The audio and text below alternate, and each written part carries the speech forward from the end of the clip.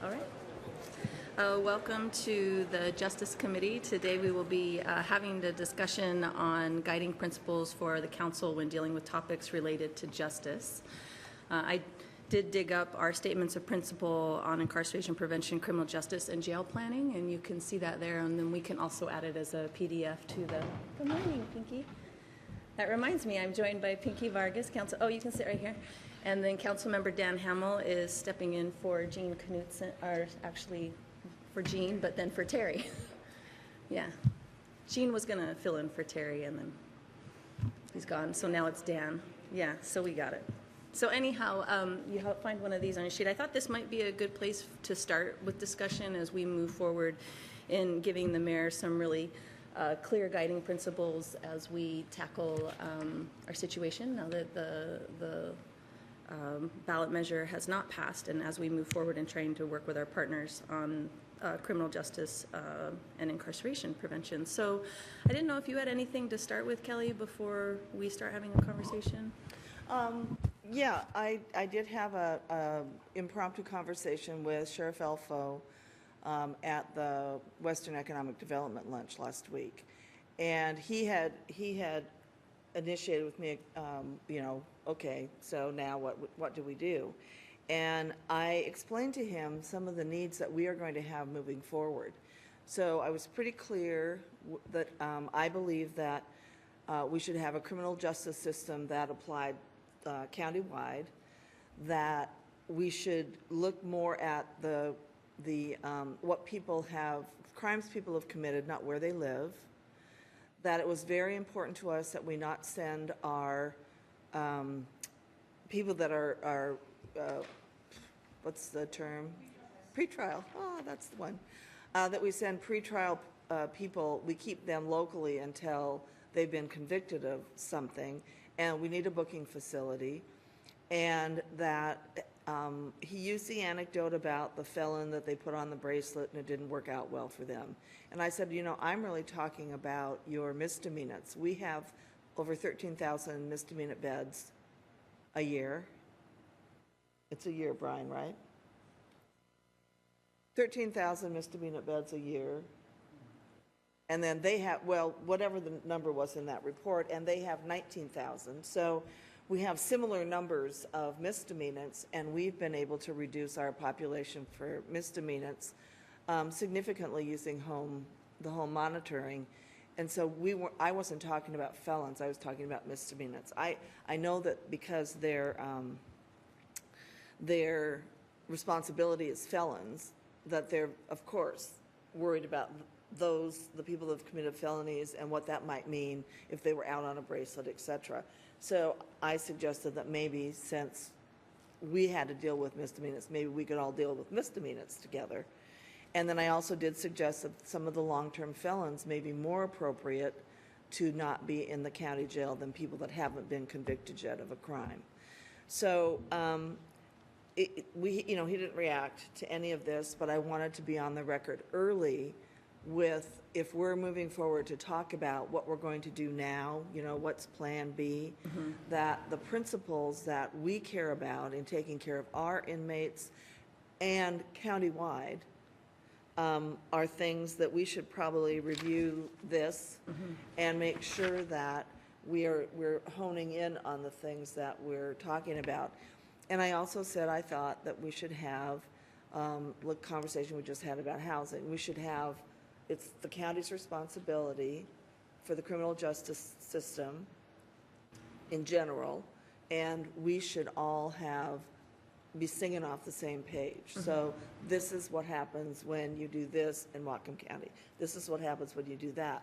Not this is what happens when you do this in Bellingham, and this is what happens when you do the same thing in Ferndale or Linden or Sumas. So I don't know necessarily that we have a vehicle yet, but I do think it's really important for our community and for you, the council, and with hopefully in working with me and Darlene's here today, we have really good staff that have been working on this for a very long time, can come up with our guidelines and principles, and then we have some mechanism to talk to the sheriff about this. Yeah. So I guess, and the county council, because I do still believe that the county council has some influence over the 10,000-foot level policies that the county implements, maybe different than we have as far as what influence you have over me and our department heads, but still, there is influence there. So Okay. I guess that's my request, is that we review, we come up with something, and then we figure out how we're going to work with the county. Okay, I think, Darlene, if you wouldn't mind, I'll introduce Darlene Petersen. She's our court administrator. You can just sit up here so that if we do have a question, you don't have to. We like watching Chris do that back and forth, but I don't want to make Darlene do that.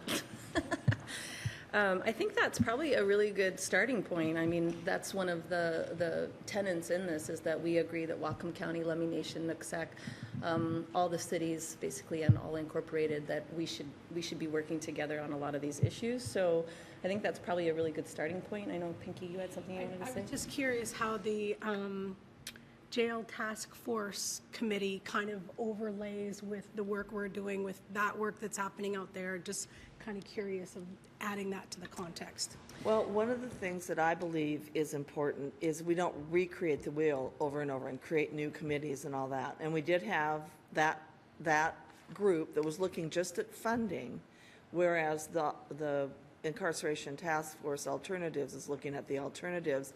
I think those do need to be, the results of those need to be melded. So this jail funding didn't pass, but we're hashing over the Vera report, and I don't know, Dan, what the time frame is on that.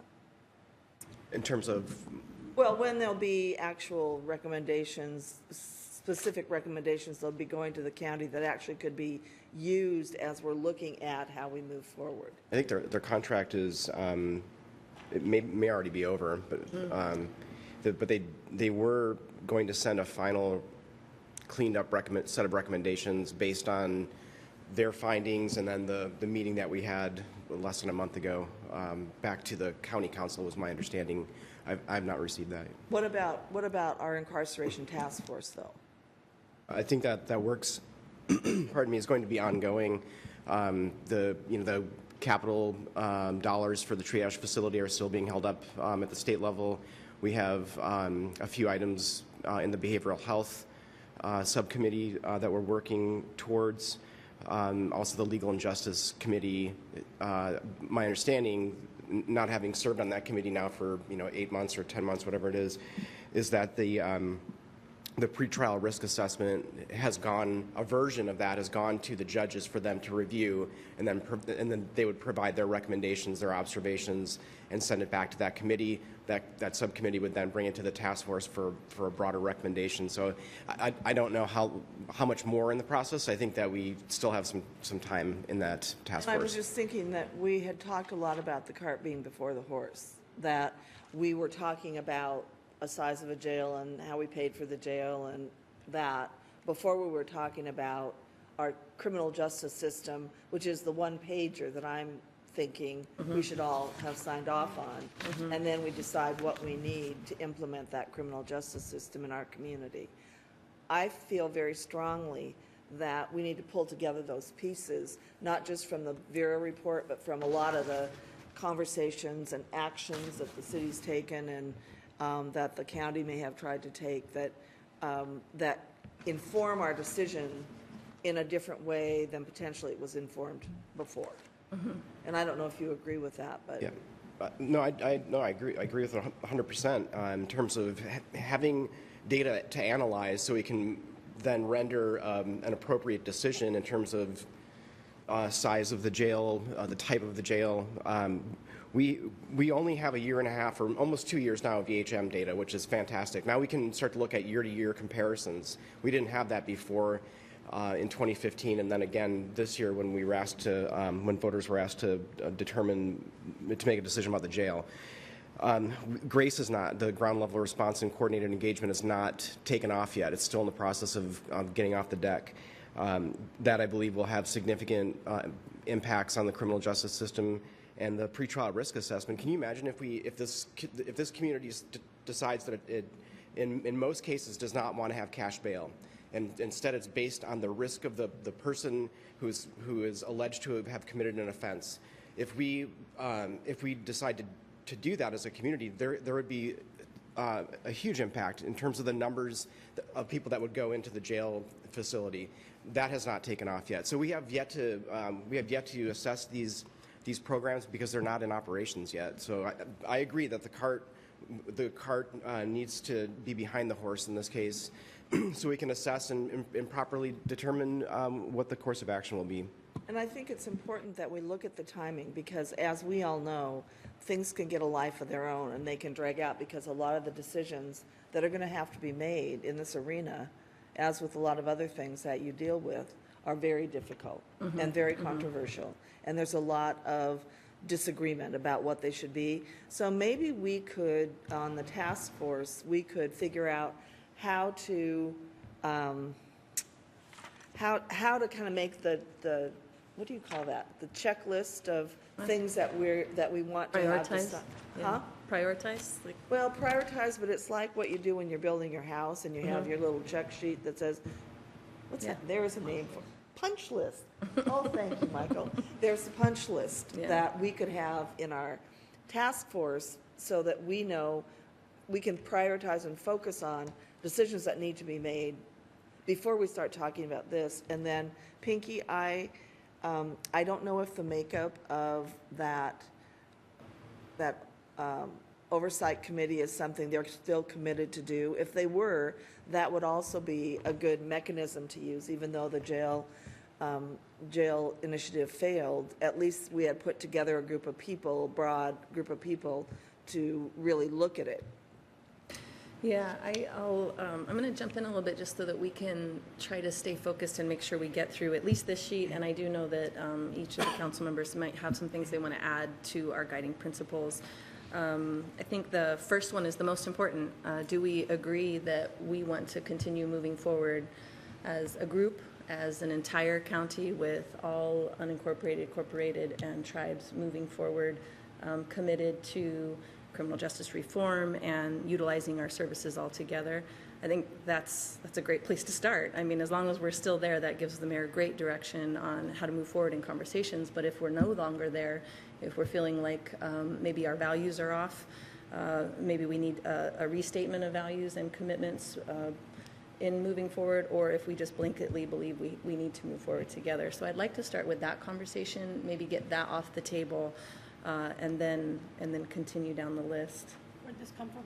This was our statement of principles in response to the county's statement as they were moving forward. So we passed this 2000, right? I think right when I got on 2016. Yeah. Okay, So yeah. So this was passed by us, and then it was adopted by.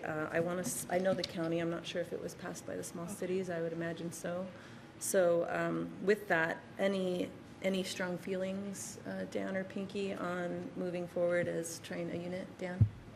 I can definitely support the second half of this statement, a combination of shared facilities and by a coordinated and integrated response to behavioral health issues. And I say that just because the shared jail facility, I don't know if that's going to be the case moving forward. And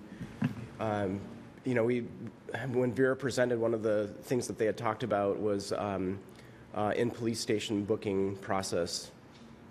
I think that that's something that I would like to understand more about. I don't necessarily say I'm supporting that at this point, but I think that that's something I would like to understand a little bit better. If we are in a situation where we can book and release and provide a court date, then that might be an option. I think that we're challenged with our misdemeanor population because for essentially from Thursday until Sunday, that's our high peak use of bookings for people who are committing their crimes in our community, their misdemeanor crimes, and I think that that's one of our biggest challenges, where we don't necessarily need a hardened facility for our misdemeanors. We need a temporary detention facility, and I think for them at the jail is sort of overkill. So I would definitely stand behind the second part of that statement, and I'm lukewarm on the first part of it. Mayor Kelly? I had talked to the police chief about that, And the issue for the city will be then, there will be an expense for the city if we decide to do that. And so I guess lukewarm is better than against. And I would suggest that we have what we do by ourselves as our plan B if we can't get agreement. And the reason I say that is it truly is the responsibility of the county to do this. And what I'm trying to do over in the big picture is get the city focused on the city, what we can do, how we can partner, what parts of the criminal justice system that we obviously, I think, right now are handling better, but not necessarily taking pieces out. And so I guess as the administrator of the city, I would like us to try to do it together until we find out we can't.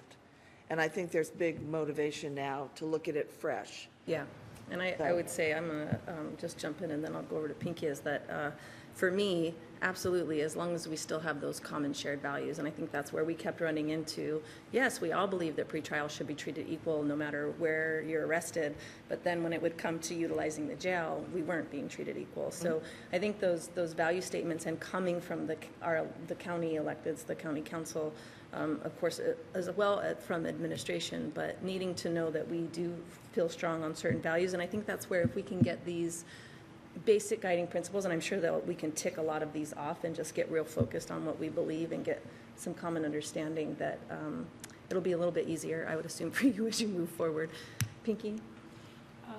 I'm actually in total agreement. I would prefer that we all work together so everybody in Whatcom County has the same opportunities for alternatives and diversions and no bail. I think that should be our priority. The one caveat is that we're all doing the same thing. So I'm totally on the same page. Okay. And Darlene, I know one of the things that we learned in the Justice Committee was that there are these other programs, but just as a municipality, we might it might not be robust enough in order, so like a community court, that we would need a lot of partners in order to make, because it's the participants that make the court, just like mental health courts. So I recognize that we're going to be better together. And again, I'll just kind of default back, and I think that's where we'll need to be working with our partners across the street to decide on what are these value statements that we can all agree on, and that when we start making decisions 2 years later, we don't flip back and say, no, we don't believe in those anymore, that we keep it fresh. Maybe this is a great committee to do that, make sure that we're all on the same page as we're moving forward and there's not confusion when big decisions need to be made. So let's go with number one, being we understand that, but we're also really strongly committed to a value statement that's shared between the cities, the county.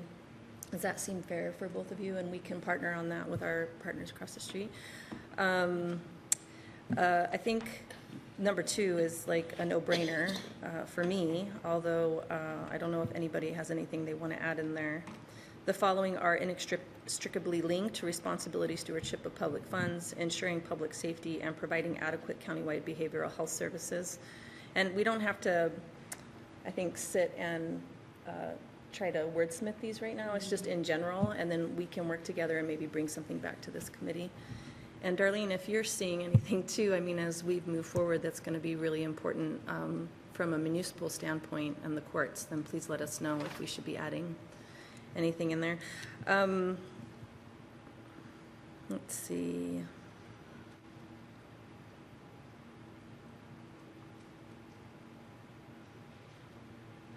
Number three, in recognition of the importance of prevention, treatment, reentry, and jail alternatives, the County Council established the Incarceration Prevention Task Force.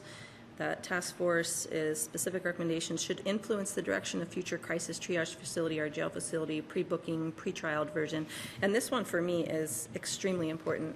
It's one that we did get recommendations from Vera, and I think that would be a really good next step in our Justice Committee to bring in Judge Lev and Darlene and probably the prosecutor, and just like, here were some of the things they suggested, or any of these things that we can move forward on. Do you need budget for those? What does that look like? But I think that for me is what I heard constituents saying over and over. We need the reports, and then we need to move forward with what the suggestions were in deciding what works for those. So I think number three is probably one of the top ones for me. I think that's that out of order, and this is bringing it back in order, that we really need to explore all of those things. Would you agree, Pinky? I Mary, you have anything to say about that? Okay. Yeah. Okay, number 4, we support funding towards community-based prevention services. We need post-release support, maximize successful reentry, minimize recidivism. These actions now can hold down recurring criminal justice costs in the future.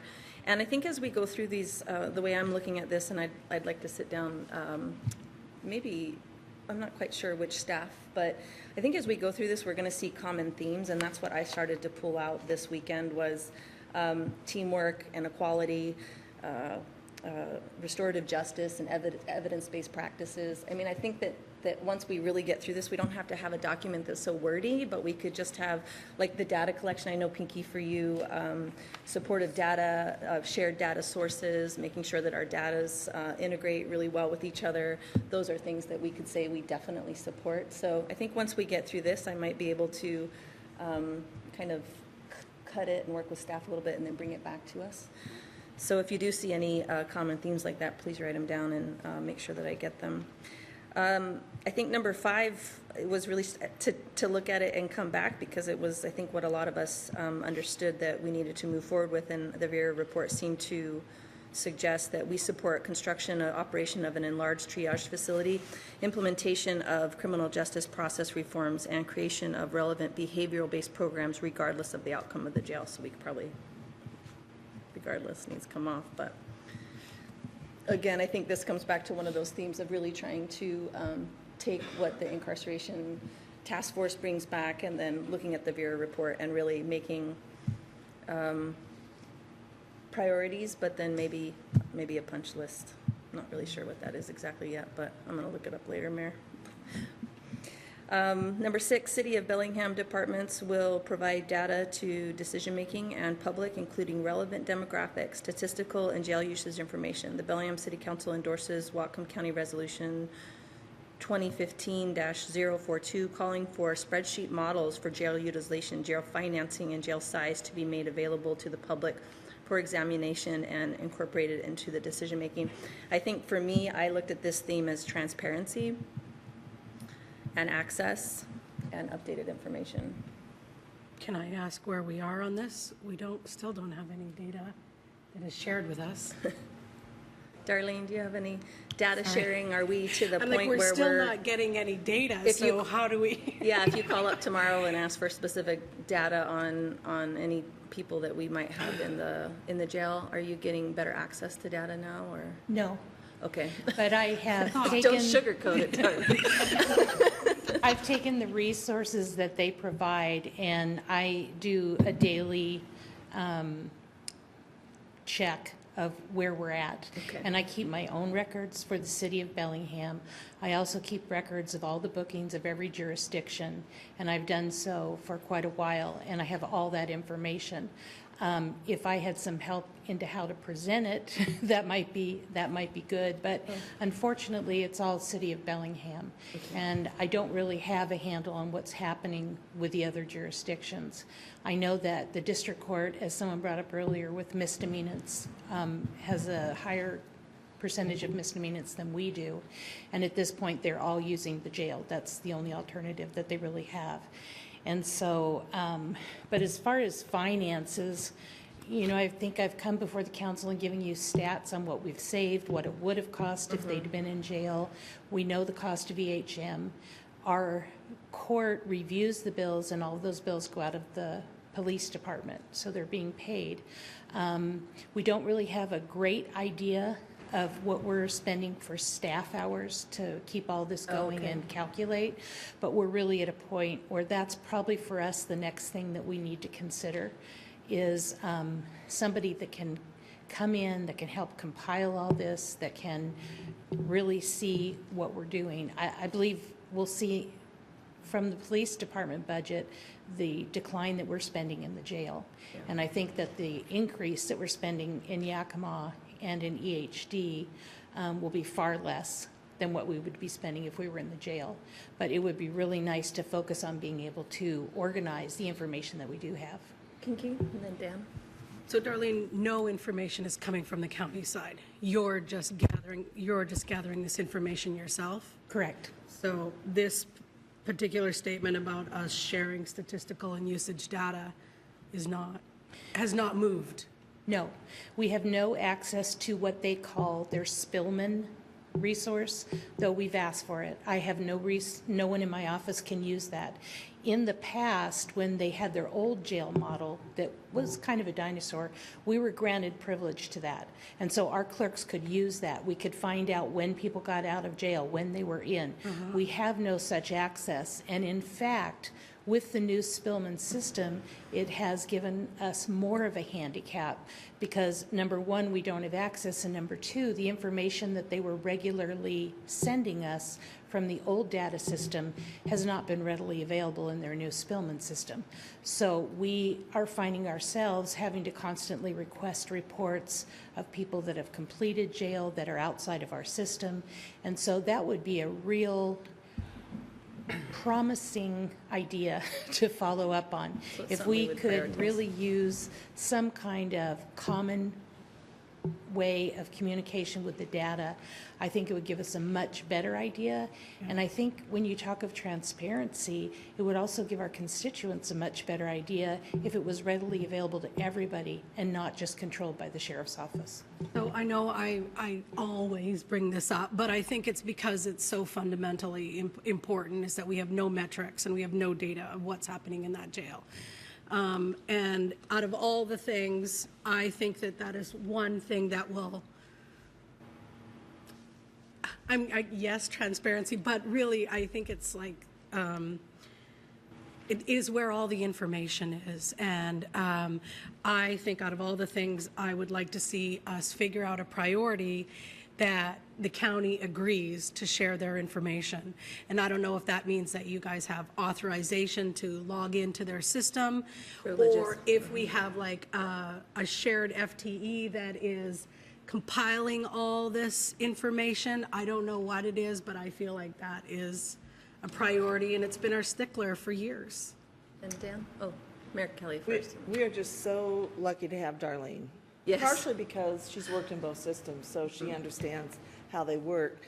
And I think if, this is one of those things, Pinky, where this is essential that we have one data collection system that we all have access to. I mean, that's about as simple as you can say that. And so as we look down to what the one thing is, or the two things, or the 10 things that we want to make sure is countywide, having it, even though we're trying our very best, and it's very labor intensive on Darlene and staff to collect this stuff, I think it's extremely important that that is one of the responsibilities that the county takes on with our input about what we need in order to do our job. So I agree with you that it's very important because we have a terrible time getting data. Councilmember Himmel? Okay, so I just want to be clear here that the Vera report did provide information on a number of different metrics, including admissions, length of stay, average daily population, pretrial and release on bail, race and ethnicity. And this, my understanding, this was for 2016, and correct me if I'm wrong on that. What it didn't provide though was any comparisons, and there were no comps to other years. And the problem with the 2016 data is that many of our misdemeanor people were in Yakima or on EHM, so we don't really have an accurate assessment of the Bellingham numbers. I'm not disagreeing with you. I'm saying that we were provided that data, but it was incomplete, and with no way to compare it to any other data from prior years to see if we were trending in whatever direction on any of these items here. So, you know, I'm in full agreement. We need to have the data. It needs to be accurate, and it needs to be separated out so we understand who we're actually talking about here: Bellingham misdemeanants, or those from other jurisdictions, or Bellingham plus misdemeanants. So yeah, I just wanted to present that and enter that into the record. And the Vera Institute did say that it was very hard to get the data and that they couldn't get all of it. Well, and that they had to compile multiple data sources, and I think that's where Darlene and what I understand the mayor, and I think most of us to be saying that this is certainly a value. It's something that needs to happen sooner than later, and it's something that I think we'd be happy to partner, but it's really within the county's jurisdiction to make sure that they have that technology and that ability, and we'd be happy to work with them to make sure that we have access to it. So with that, I think we got that one. Data, I would say. Could I just add an anecdote to the data? It'll Yeah. only take a Yeah, second. yeah. There was a comment made when we were looking at the people that we had dealt with, the bed days, and there was no information for the small cities. And the comment was made, and I think some people have already heard this, that it was inconsequential. Well, that is something that I think we need to deal with, because the data are the facts. They're not kind of scrubbing the facts before the facts come out, so that we need to know what the facts are. It might only be one person, it might be no people, but you add up all the small cities, there's 6 of them. Well, that could be not a significant number of people, it could still be a number of people that are taking those jail beds. So I do think that transparency and accountability are extremely important. I will say it was interesting, and I think this is where we have to be mindful when we use equality and equity, but I think for pretrial, it's equality. It's that no matter where, and if we don't know that information from other small cities, well then, if you're taking out 25% of our population, but you're only taking out none of somebody else's population, it's not equality. There's a problem there. And I will say, what I did find interesting in the committee that you had put together is the question, I think, came from Peter of, well, to a specific city, like, so how many pretrials have you had to divert or move? And immediately was like, well, I don't know. I don't know if we even have. And it was like, I was thinking if Mayor Kelly were here, or, we would know immediately, because we're disproportionately affected by that policy to move pretrial. Yes, Darlene. Just to give you an example, I'm going to give you the month of October. 14% of the bookings at the jail were City of Bellingham only. 7% were Bellingham plus other charges. 7% were DOC. 3% were Lummi, 26% were felonies, 28% was district court, 7% were the small towns, and then 8% were from statewide jurisdictions. So 7%, let's say, with the small towns, that's not 1 or 2 people. That's a lot of people. And with district court being 28%, that's a huge amount. And so these are bookings per jurisdiction, so we are able to track how many, just, not what charges Your and data. all that. Right. Thank you for collecting Sure. that. Yes, Bingo. In saying all that, I would support, and I think it would be great for all of us if the information the county was sharing was for everybody. All the small cities, everybody knows what's happening, who they have that's incarcerated, and when they got out, and what they're earning. I think that would help us all to have a clearer picture, not just Bellingham, but all of us. Dan, did you have something? Are you okay? I have plenty to say after we're done. Okay. So we'll just try to jump through these. I think number 8 is, it's interesting looking back at these and then looking where we got to. And I think that's why it's going to be important to be very concise, because I think when you have so many and so much, it's easy to get lost. And as you move forward and you don't maybe have a committee like this to keep going back and like, let's recheck in with what our guiding principles were. Let's check in with what we said we were going to do. Because if you look at a lot of these things like number 8, there was a lot of information that I wasn't even aware of how it might impact the city, as well as those that are allegedly accused of a crime, to their access to justice. So, number 8, I think I can work with themes as far as that idea of teamwork and equality, making sure that we have, I think that's also part of the transparent process, and data. One of the things that I put on was accessibility as a theme. I think when we talk about potentially having other services, even triage, or if we were going to have mental health, that if we don't have those things on go lines, if they're not easily accessible, especially for family members, we could have some other impacts that we didn't know, where we now have to subsidize WTA. So accessibility was a theme that definitely came out for me. And if you're not opposed, it's probably something that I'll add into a final document. No, we did not. We missed 7. Oh. This is number 7 for anybody following along here. The size of the jail facility should not be based on the comprehensive analysis of local criminal justice, should be. Policy, thank you. While accurate measurements of current incarceration rates adjusted for future population growth are important, we also must consider national, state, and local trends towards improvements in prevention, alternatives, behavior, and reentry. And I will say for this, I mean, I think, and I can't remember if it came, Darlene, in the Justice Committee, or if maybe it was Lieutenant Almer, maybe it was in our comprehensive plan, but increased population doesn't necessarily mean an increase in crime, especially if we look at crime prevention through environmental design and maybe working on shared values in a community and resources. So what themes do you think would come out of this that you want to put, just that we're, I think the only one I have for this one would be demographic and circumstances. That was a shared goal. I mean, I think it brings into what we talked about in data of looking at trends and understanding how poverty, issues of homelessness, demographics, even the disproportionate of LGBTQ youth that are incarcerated and homeless. But I think it also goes to a broader, what do you call that, like a micro, macro? Is that kind of how people, they zoom in, zoom out? Is that what we're saying that we want to make sure is happening here? I'm trying to see, how do I parse this down into themes? Oh, I'm thinking the theme is comparative of current trends as well. So making sure that we are being cognizant of what other locations are doing and being comparative to that.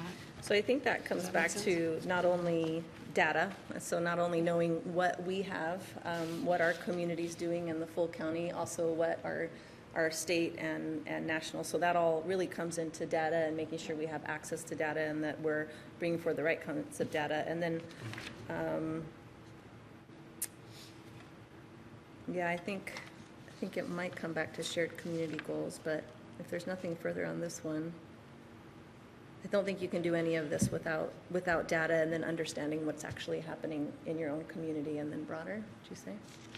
Yeah, I mean, Okay. this goes to what we were talking about before in terms of, like, you know, analyzing all the components, all the factors to that would influence what the size of the jail would need to be, and the ones that are listed at the bottom are the I think those are the ones that many of them are relatively new, and so, you know, we need to have the data to be able to support our decisions in making our statements in terms of jail size. Okay. If we move on to this is about locating a new facility where it can be best for all partners. I think that's the one I skipped to and just talked about accessibility. Number 9, we consider the Iron Gate Minimum Security Facility as a valuable piece of criminal justice continuum. This facility could be retained for certain existing jail populations and programs expandable to include crisis triage facility, a reentry support facility, a behavioral health facility, or medical facilities. Final decisions of the location of the facility should be informed by the ongoing work. And I think this one really falls back into the other things that we're talking about. If we're collectively utilizing our resources, looking at the needs of our communities, then we can know how we need to move forward on some of these. So I think we certainly have a shared value that triage facility and the property of it is valuable as it is, and we can improve upon that using it as some type of facility linked within justice. Darlene? Sorry.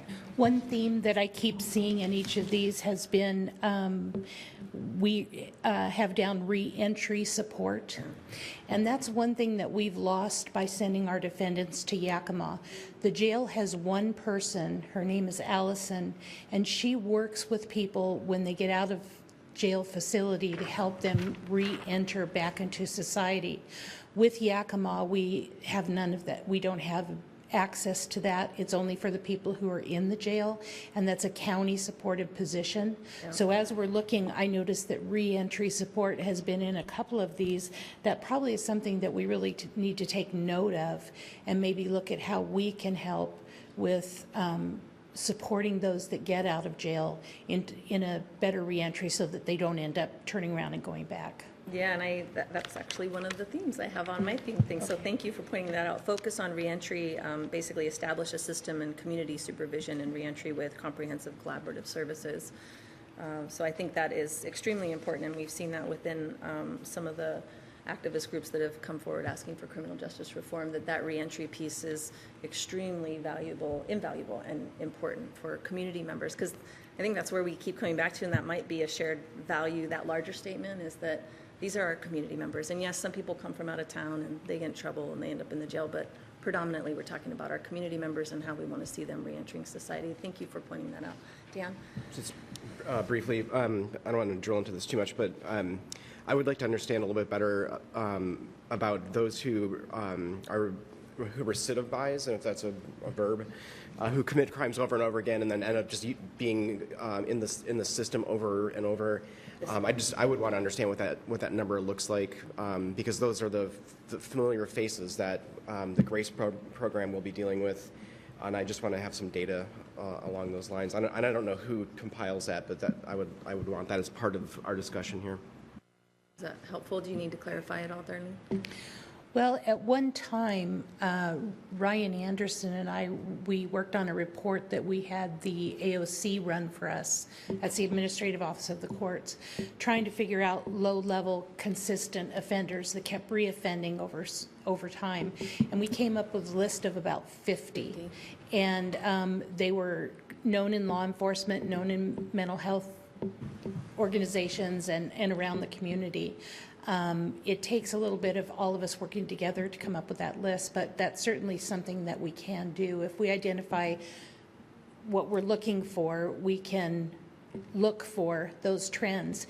The other interesting thing is that you bring that up. I've been noticing as daily I'm putting who is booked in from Bellingham and their names, that we are starting to see recidivism in people who are going to Yakima. So they've returned several times, and we're also seeing some of the people who've been on EHM repeating that pattern as well. So that might be another way we could look at the people that we have been dealing with, who are the ones that come up more than once or twice.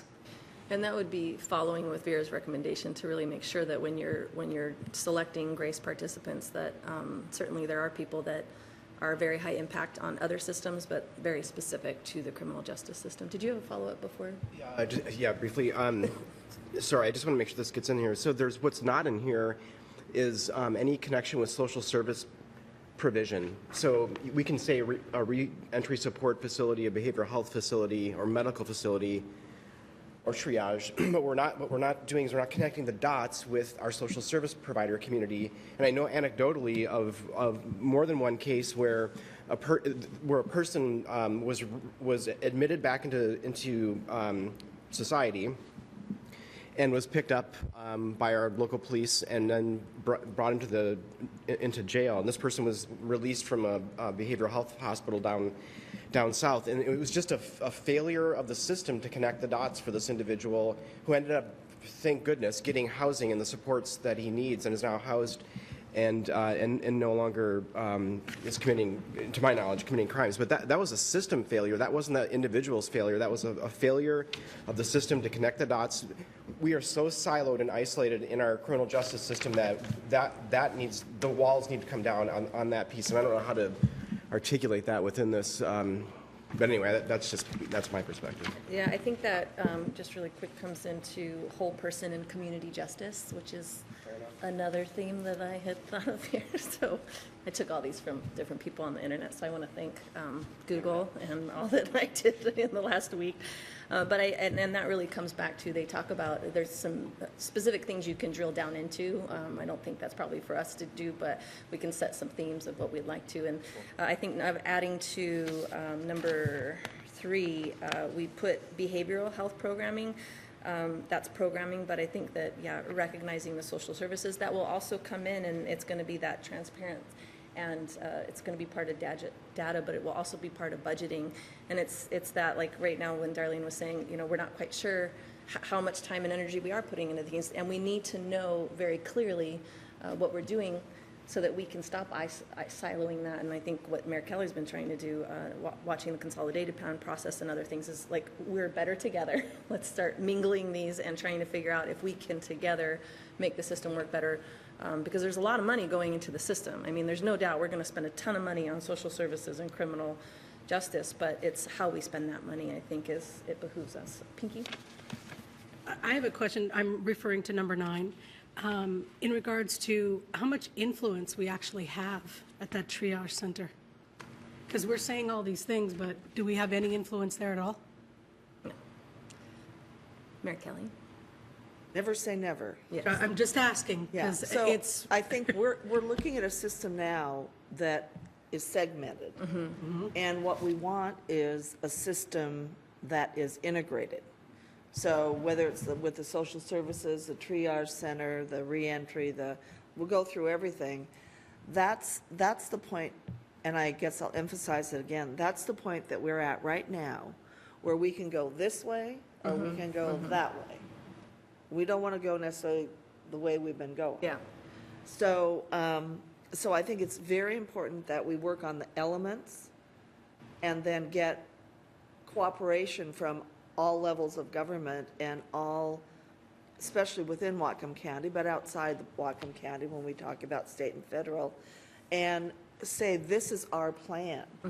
This is our plan, and we need this from whoever, and this is what we're going to do, and this is whatever. I'm going to hand this article out to you during my mayor's report or older new business or whatever it is that was on the front page of the Herald, because one of the things they talk about is social service organizations in the community working together to support the people that are on the street more than just the hot team. So more than just finding them housing, it's everybody that's working with them, and it's a little bit different model than we have right now, or maybe it's a little bit more robust model based on the fact that they have billions of dollars that they're putting into this, but they've been successful. And I think I agree that the behavioral health things and the contact with the services and as soon as possible and all those kind of things. And that was kind of my concept of the hot team before it became the hot team, was this idea that our social services, we had that card that had everybody's number on it that was very difficult for people to follow up with. So having that one-stop shop that has contact, not that they do everything, but they have contact. So Darlene doesn't have to wonder who they need to call, or the police don't have to be looking for a room for somebody they found in the alley, which I don't think they have to do so much anymore because we do have the hot team. So anyway, I think that's great insight. Yeah. I have a term, and Alan, I might need somehow, it might be the wrong term. I know recently I was out a meeting of different city officials, and one of the other officials had suggested that in her work, at times they have to do forensic audits on things. And I tried to look up and understand exactly what that was, but she was suggesting in cases where like this, where we don't really know, I'm thinking about number 10 of construction costs, what costs are going where. We have, a behavioral health tax, I want to say. We have all these different monies that are floating around, but when we really try to drill in and say how much money is going to these things, how much, and we're going to need to have that conversation when we start talking about de-siloing, but in asking about those, and even in the times where I've asked, I certainly will get a list of programs that we do or different things, but then it gets real mushy to try to figure out what monies are coming from where. And is that the right term, that a forensic audit helps people understand maybe what's capital operations, how the money's been spent, or is it more of a negative thing that happens? Because I don't want to propose anything negative, and I'm not proposing at this point. I'm just trying to understand. Yeah, Alan Mariner, Deputy City Attorney. I'm not. Audit isn't necessarily a bad term. I mean, it's showing, usually looking at what you've done in the past and figuring out where whether things are where's the money going, and is it going to the right places? And it can show either that it is or that it isn't. I'm not real familiar with the term forensic. I tend to think of that as something that... Bodies? No, that would relate more to, I'm not sure, I'm just not sure of that term, but I've heard that term when you're looking at an audit where there's been some, you're trying to reconstruct what happened in the past. Sometimes it's associated with some kind of criminal Oh, investigation. that would make sense of where that So- term comes from. So I think there are two different kinds of audits, which I'm sure you're all aware of. There's the audit where you just say, in the law, it says you're going to put the money here, and you did. And then there's what we created in the, mid-2000s, which is the performance audit. And that has, I think, never quite been perfected by the state because it's difficult to do. It's very difficult to do. It's especially when you don't have data and information that you can analyze. But I think that asking for the performance audit, a performance audit is not a negative thing. Okay. It's a qualitative thing, Yeah. while the audit is a quantitative thing. And what it will lead to is what accountability measures do we need to have in place so someone can come in and say, we meant to buy this or have this outcome, and we are, because we're measuring all the things that, Darlene said we can't measure. We're measuring the right things so we know if we're making a difference. So the performance audit is more the making the difference audit, and the other audit is more the legal, what you can, legally get in trouble for if the money's not going in the right place. So there are two different things, and forensic does sound like a investigation, so you might want to talk about performance audits Okay. instead of forensic audits. And I don't know what the person was talking about, but performance audits are really important to demonstrate what accountability measures you don't have and if you're actually getting what you want. Now, I have a list of all the expenditures from the Behavioral Health Fund. They all look appropriate, Yeah. but I don't know what we got. I don't know what they achieved, and that is one thing when we look at potential increase in funding, or, what are we spending now? And this is our goal. These are our goals. This is what we want to achieve.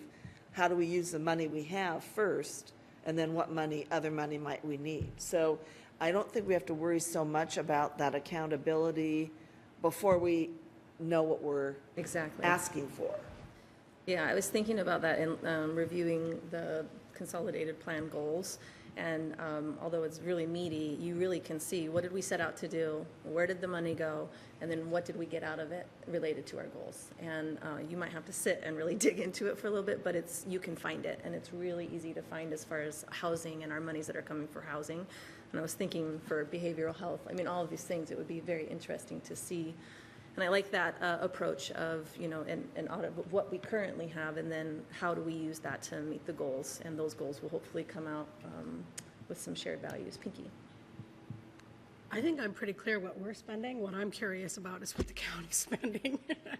And I would particularly, I looked up forensic audit because I did hear that term actually in regards to someone saying, hey, have they ever had a forensic audit? Do we know exactly what they're spending on every single behavioral, what operations, those kinds of things? And even going through the task force, I didn't see that information. So I think that it might be an important element, which is part of the data of what's being spent where, to figure out where the money's being spent, and are we all directing in the same place. So I don't know how this would wash out, but it would be nice to know what their numbers are. I think it would be very nice to know, but if we spend a lot of time now trying to get into holding them accountable for what they're spending where, we're going to lose the opportunity of talking about what we want to do. Absolutely. So let's talk about what we want to do first, and then when we talk about how are we going to pay for it, that's when we want to say, okay, how much money is collected? How much money is in reserve?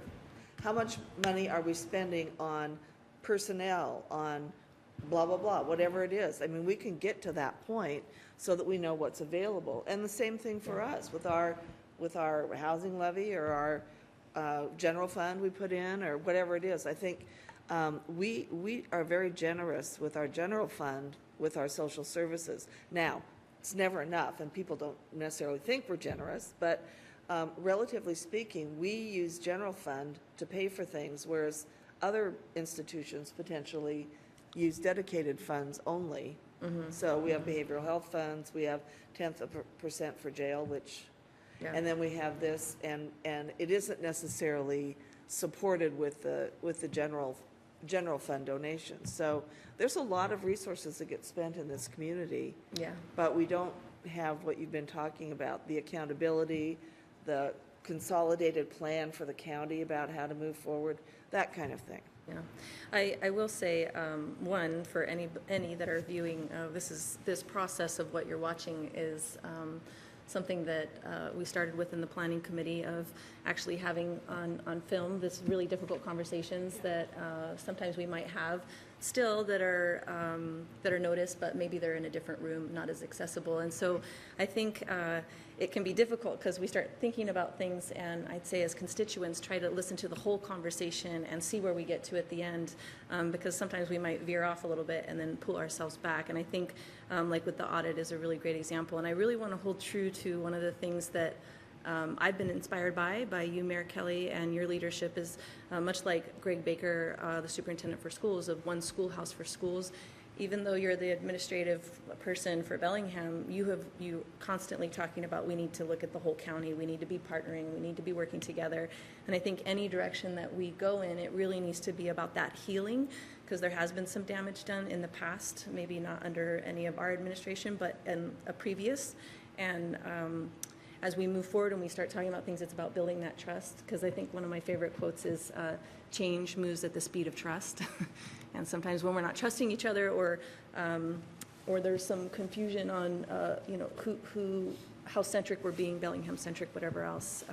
And that's where my intent is in moving forward with this, and I hope that's where the committees and the councils, I really like that direction the mayor's been giving, and I know it's been really tough, but we can get back on track there. I really do believe that, and I think in doing that, we have to kind of let some of the things that have been done go, and then just keep moving forward with this is what's best for all constituents in making sure that we have a very healthy community and people are getting the services that they need, period.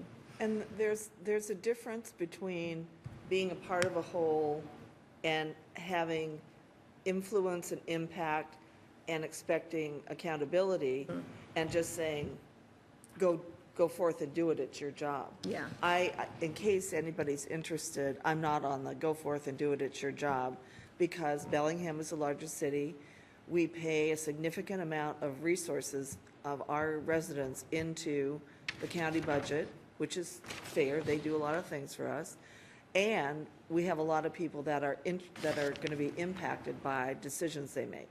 So I think we deserve a seat at the table that is meaningful and equitable. Yeah. Okay. That's a good place to use that. I think for the number 11, this really comes into, I think, what Vera report said, and I don't know if we want to say that it's a guiding principle. I personally would like to. It sounds like Dan might as well, but it's the, and I'm trying to think of the term. It was a checklist, help me, Darlene, checklist versus bail that we move toward as far as bail implementation, that we move, the recommendation from Vera was a specific checklist that we start looking at. Was it a checklist or some type of evaluation? So you decide who should really, the assessment. Risk Yeah, assessment? Risk assessment. Yeah. Well, we're using a checklist. It's a little different than the risk assessment. But I think for me, a value would be really moving. And I know we don't actually have as much say as we might like, but we can certainly help inform our constituents that we'd really like to be moving away from a bail set justice system and move more into a risk analysis of who really should be out in community. And if they should be, let's use that data and those stats that say they shouldn't even be touching foot inside the jail. They should immediately be going back to their family, figuring out what they need, and then working within the justice community for that restorative piece. So I don't know if you all agree, but that would be a huge guiding principle for me that I would put. Everybody's on board with that? Well, there's, I don't know what in the way of restorative is in these, is being practiced. Yeah. But I do agree. Bellingham largely does the pretrial risk assessment as it relates to electronic home monitoring. So that practice is in place. It's done every business day. What we don't see is we don't see it on the county side. We don't see it as much on the district court or superior court side, and that's where we can say this is a value of the Justice Committee and maybe even of the broader council, but in reality we can recommend this or support it, but we don't have any influence on voting for a pretrial risk assessment other than our involvement with the Legal and Justice Committee on the task force. So I think it's fine to put this in here with the reality that this is a county decision. Okay. Mayor Kelly? And just so, we have our misdemeanors, and we can regulate what we do with our misdemeanors. But the whole point of this is to be, this is the county's job, and we need to be very vocal and clear and strong about Bellingham as part of Whatcom County needs these things to happen for everybody. Yes. That's the point. I mean, we can't make anybody do anything, but we have elected officials that represent us on the county council and a county executive and a sheriff and a prosecuting attorney, and all those people influence what happens in our city, and we need to influence what they decide to do. And I know at one point in time it was go sue them. Well, I agree with April. Just go sue somebody doesn't usually build a relationship or make for better decisions into the future. And I've resisted that forever, and I probably will continue as long as I'm mayor. But I do believe that the majority of the people in our community have common sense and understand that we can be doing things a little bit differently that will be better for our system. So I'm just saying, let's be the insisters, Yeah. even though we're not the deciders. Yeah, and I would say, so I'm just looking down at, number 13, in my opinion, is kind of off the table at this point and not really a guiding principle as we're moving forward now. When we're talking about these larger themes, number 12, we request the county issue, criminal justice planner. Did this already happen? No, we didn't talk about that. We went from 11 to 13. Yeah, but it was requesting that the county issue an RFP for a criminal justice planner. I'm just asking if that ever happened. Do we know? Michael, do you want to? I believe Vera was supposed to address some of those issues, but not all. Okay, I'm just looking through to see if they already fit in with any of our values that we've discussed. Yeah, I think I have what I need, and I'm happy to circulate it internally and then see where we get to at our next. Yes, Mayor Kelly. Can we cross that one off? Yes, I don't think Okay, that's kind of. cross that one off as direction. I want to go back to number 13. Okay, Because right now, the jail we have is not safe, is not functioning, is not a lot of things. So if we don't necessarily, I think that if you take off work to have a funding, blah, blah, blah, Yeah. off the last, and look at the first sentence, we recognize the need to provide a safer, more secure, and healthier environment for those who work, visit, and are incarcerated within the jail.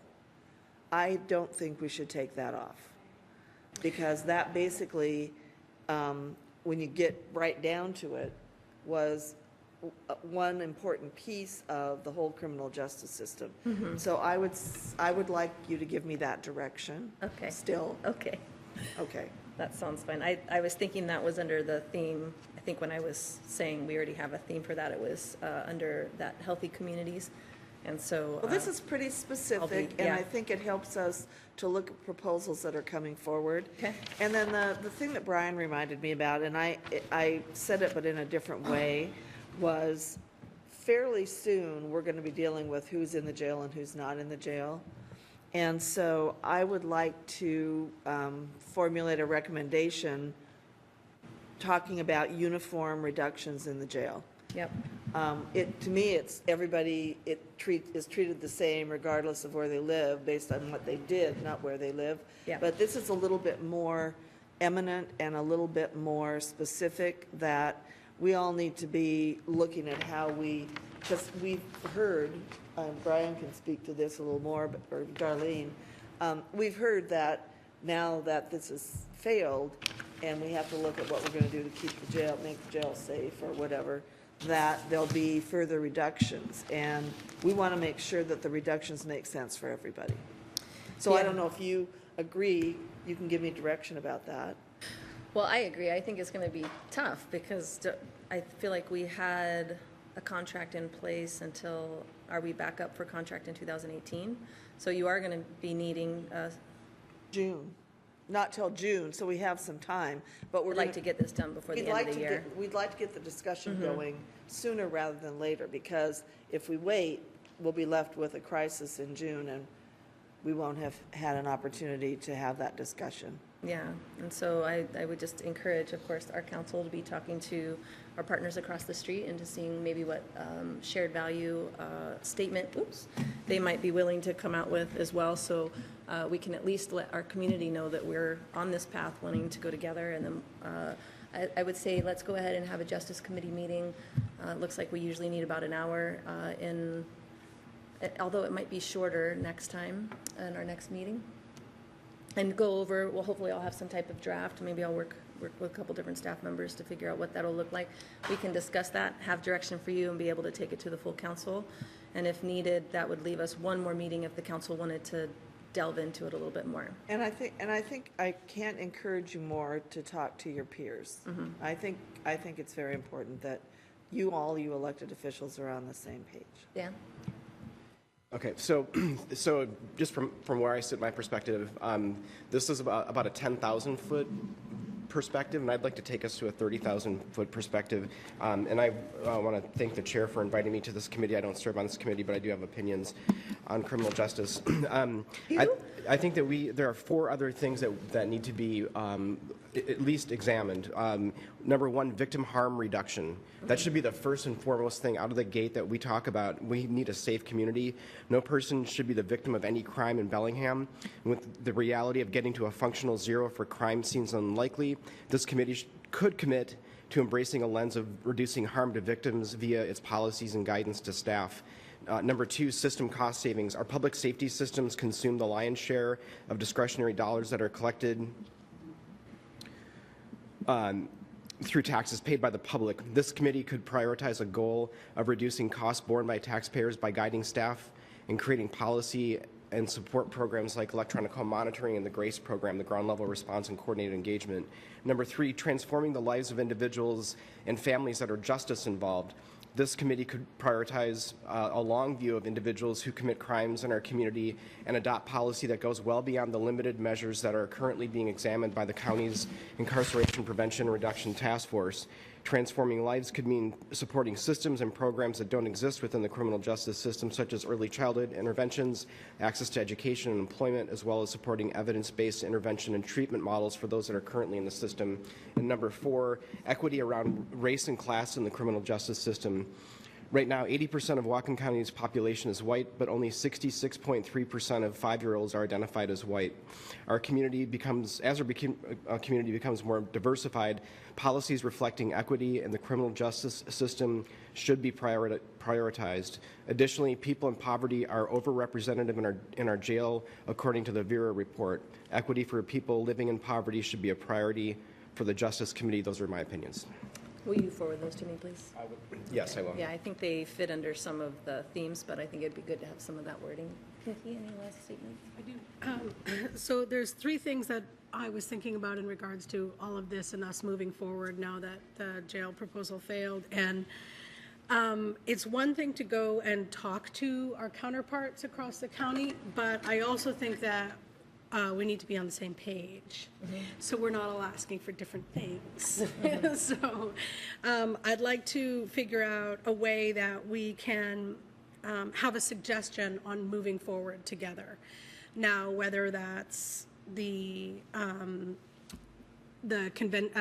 prevention task force, or whether there's something else, or what it is, but I feel like we need to figure out a way to move forward, because without agreement on complete integration and alignment throughout the entire county on the programs and what we're doing, we're just not gonna be successful and not being able to share the data. So I feel like there's maybe some brainstorming we need to do to figure out how we are going to move forward together, and we're all saying the same thing. So just want to throw that out there, but I think that would be more successful than us just willy-nilly talking to our council members when we don't know what we want. Well, I think that was the point of having this conversation, is when you guys figure out what you want, the conversation you need to have across the way is this something we all agree with, or do we need to, refine it or whatever it is? So I think the first step you're taking right now, and it's the most important step, because we have to have our own touchstone when we're talking to people outside of your council or me or our city government, that keeps us all moving in the same direction. So I think you're taking the first step. The second step is determining what group that might be. And it could be the prevention task force or a group of people like that with different members. I mean, I don't know. It could be the oversight board that got put in place but isn't going to be used. It could be, there's a lot of different structures. I think our structures are probably the least of our worries when it comes down to moving forward. It's more what we want.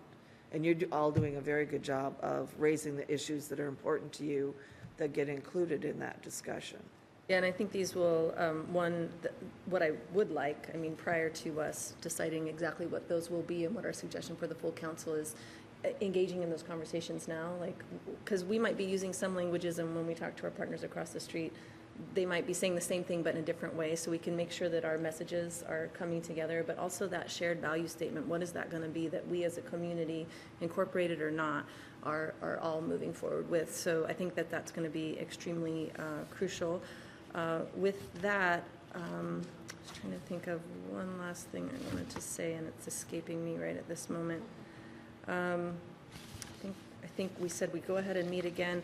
I do think, I think what I've noticed, and I noticed in this process, and that's why I think these are going to be important, this is not only for the mayor as she goes out and is working administratively to try to make our wildest dreams come true, but is also that we have a very simple document as a Justice Committee, because we're going to be working and we're going to be constantly talking with our partners, and it's going to be important whether we put it up every single time in a really simple point statement that we're going back, because you can see after things change, people don't come back and revisit, then we all get a little bit confused, and it makes it really difficult, I think, when we're trying to direct people to go do one thing, but we said we wanted another. So it's that transparency, and I think as we move forward as a Justice Committee in 2018, really making sure that all partners are involved, and that's the one thing I did see over and over when people did guiding principles. It was like, make sure everybody on the team is reading the same music, basically playing from the same piece of music.